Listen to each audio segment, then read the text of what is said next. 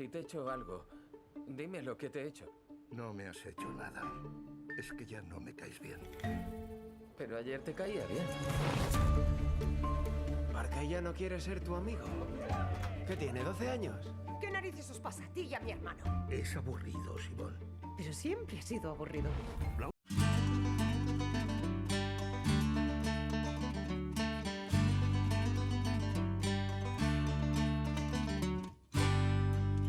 Just play it straight, don't Play you? it straight, yeah. yeah. Just looking for the authenticity in it. I mean, Martin writes characters that and that are so complicated. The characters, even fellas like my Porrick, who seem very simple, and he is.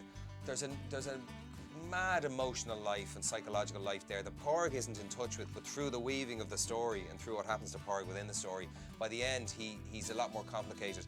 Not because he's learned to be complicated, but there's been an unraveling to some essential self that he never had the opportunity or the desire or the need to access before. So Martin writes these incredible characters and he puts them in these very volatile situations and dynamics, and inevitably, he's a great sense of humour, Martin, so he writes, the script is, when I read In Bruges and I read this, hilarious to read.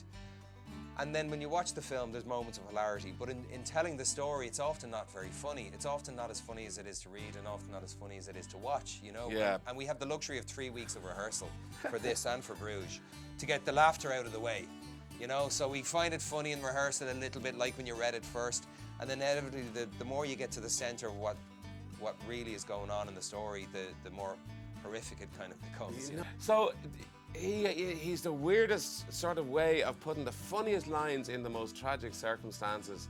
And when you go to do it, they're not funny. The last thing you think about is laughing. But obviously when you're watching it, it's a different story.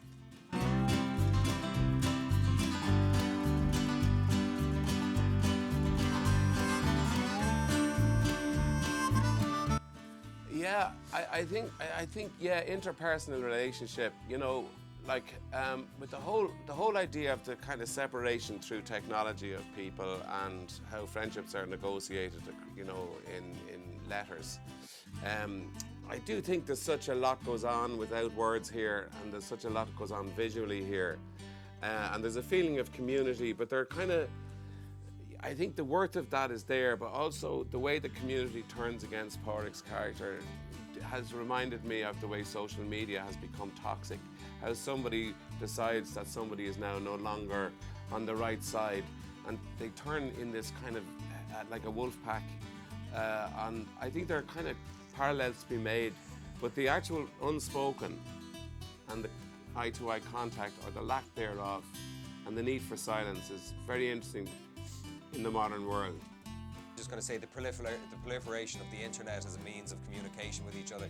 It was supposed to bring the world closer together, and I understand that, you know, in a way it does. It means you can communicate in a split second with somebody who's 10,000 miles away. But there also has been the added cost and the effect of distancing and of you know, a lack of the immediate. And it's one thing to, you know, shout across a valley that you love somebody. It's another thing to not even say it, but just to be able to grab somebody's hand and give it a squeeze. That kind of can say a lot more. Very interesting, the journey on the cart. Do you remember the journey on the cart after he's hit by the policeman? The hands, the passing of the... So, it's so loaded, and I don't know how you put that in the text. Yeah.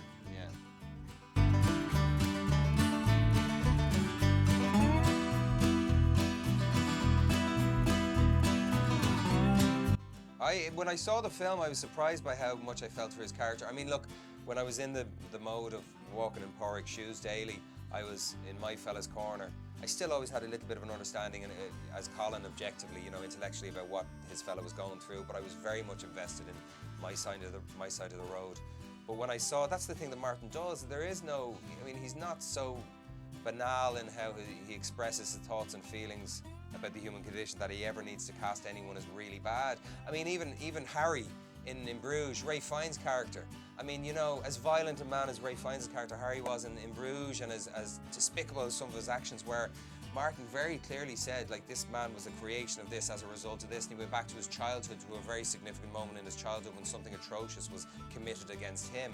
And not even by a way of clean, linely explaining that, but just contextualizing. So Martin doesn't give you the opportunity, he doesn't let you off the hook. Somebody was saying last night, I didn't know who to support. I didn't know if I was supposed to be on Colum's side or on Porrick's side or what? And I said, you weren't supposed to be on any side. You see what you see and you experience what you experience, and there's moments of kind of relatability with all the characters, I think. I think in the broad reaction, though, we stay with the consequences of the rejection in Porrick's character more. I found on my first viewing of it that Colum's motivations were something to explore after, but seeing the consequence of the devastation on Porrick, for me, has a more emotional immediacy, and we stay with him a little bit longer. On the other side, as you say, It's funny, what's isn't it, though? fantastic is there's no villain. Yeah. And what I think is to be explored is that Colin is at an equal point of desperation. Yeah, that's the thing, and there's a point that turned for me, and I don't know when it was. It wasn't a particular line or moment, but there was a point when, and I think some audience are experiencing this as well, where they go from the purity of sympathy for Porrick to the two lads in the pub.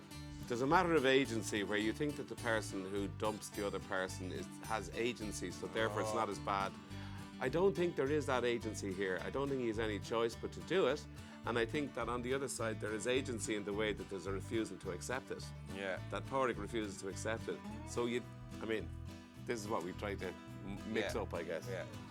Te tiraste 2 horas hablándome de lo que habías encontrado en la mierda de tu burra. No era la mierda de mi burra, era la de mi pony. Eso demuestra que no me escuchabas. Si no dejas de dirigirte a mí... Y si no dejas de molestarme, tengo unas tijeras de esquilar. A partir de hoy, cada vez que me molestes, cogeré esas tijeras y me cortaré un dedo con ellas.